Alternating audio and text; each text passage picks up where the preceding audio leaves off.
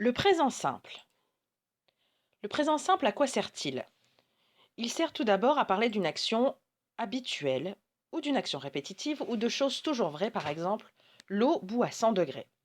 La plupart du temps, le présent simple servira à parler d'actions habituelles, c'est-à-dire d'une action que tu fais tous les jours, toutes les semaines, etc.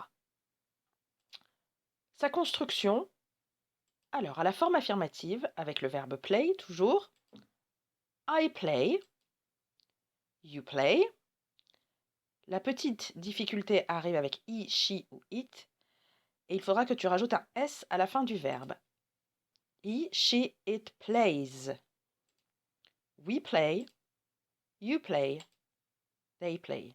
Comme tu peux voir, le présent simple est assez simple à retenir. À la forme négative, il va falloir ajouter l'auxiliaire du présent simple, c'est-à-dire do.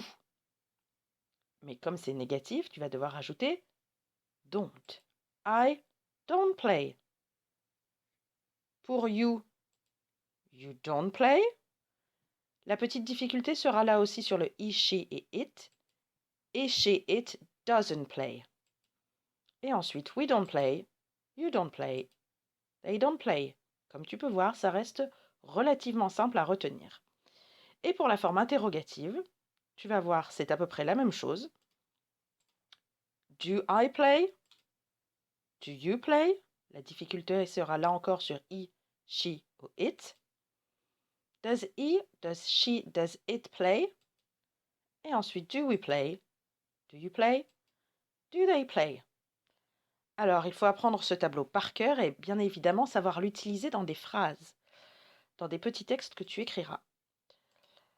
Alors, il va falloir retenir que, puisque le présent simple permet de parler d'actions fréquentes, on peut ajouter aux phrases des adverbes de fréquence, c'est-à-dire always, toujours, never, jamais, often, souvent, sometimes, parfois.